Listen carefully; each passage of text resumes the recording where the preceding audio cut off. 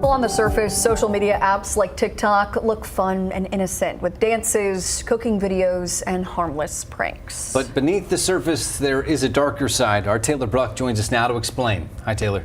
Yeah, addictive algorithms, weak age verification, sextortion scams, and dangerous viral challenges have led to injuries and even deaths. So today we're asking, is TikTok doing enough to protect kids and teenagers on the app? It's been almost 3 years, and it's like yesterday it happened. April 12th, 2023 is the day Justin Stevens and his mom Diana say they'll never forget. I miss him so very much. Justin's only son, Jacob, died unexpectedly.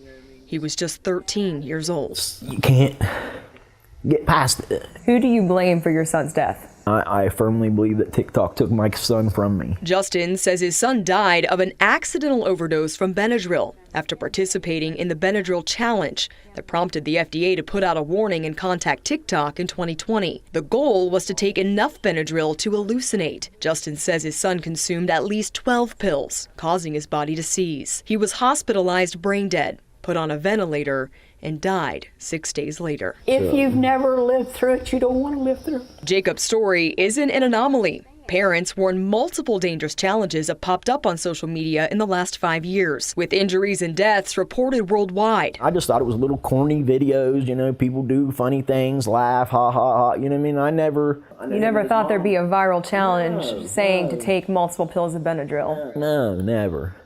Why would you allow that? Exposure to inappropriate content is just one reason why Ohio University professor Dr. Christine Batt says social media can be dangerous. She says the addictive nature of the apps, cyberbullying, online predators, unrealistic beauty standards, and constant comparison to peers are others. The algorithms can lead students down very dark paths, towards things like how to restrict their eating, or the potential for attempting or dying by suicide. Many social media sites in the U.S. require users to be at least 13 years old.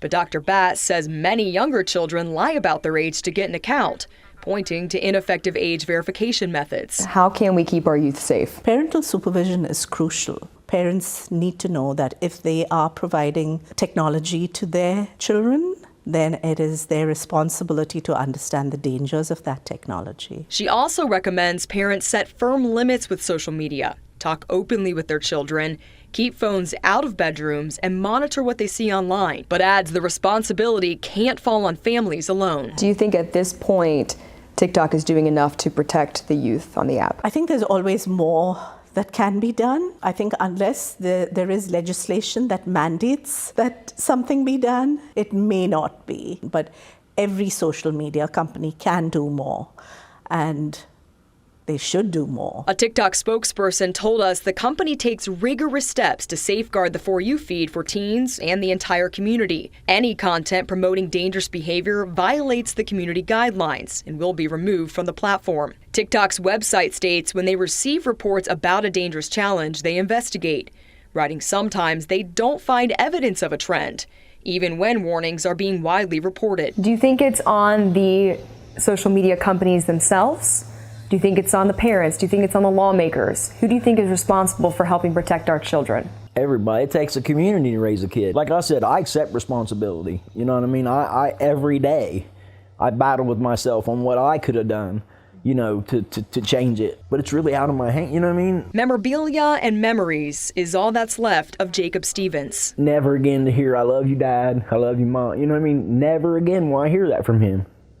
And it's hard. But his family is hopeful the loss of his life wasn't in vain. Praying every day it leads to lasting change. If getting this out to other parents and other grandparents that'll save one of your children, that's all we want. I just want somebody to help.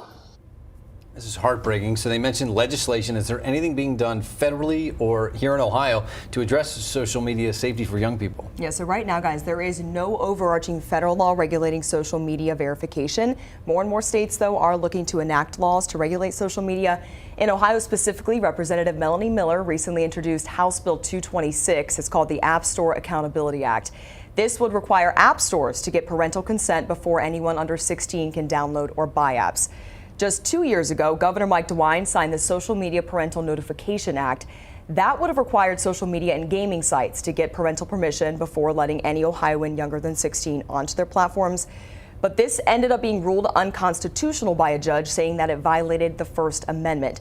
So this is what legislation is running into. It's facing some legal troubles and therefore is not keeping up with the ever-evolving technology. Yeah, so for parents who maybe want to take this into their own hands, maybe if there's not legislation, what can they do right now, specifically on TikTok, to make sure that they know what their kids are looking at or maybe even attempting in like a challenge like we talked about? So there are so many apps, right? They need to have the apps themselves, basically. They need to go through the apps, look at those safety resources, because there are actually a lot of great safety features, especially on TikTok. TikTok's website has a whole safety center that you can go to where you can learn about your privacy and safety controls. The Family Online Safety Institute is another great resource. It's called FOSSI. They have information divided up app by app. There's also a social media contract on there that parents can download. That way you can create rules with your children together so that it feels more like teamwork rather than like the parents always being the bad guy, right? And so that is available at FOSSI.org. They know that technology is ever evolving. There's more and more popping up. They want everyone to be informed users of it. Yeah. I've seen a lot of parents as well kind of coming together with other parents at school to say, hey, we're all going to wait. We're going to come together and say we're all going to wait until this time in order to let your kids have a cell phone, have social media. That way they can't say, well, all of my friends have it. I'm now being left out, and kind of create that united front across all parents to prevent stuff like this. It's really important.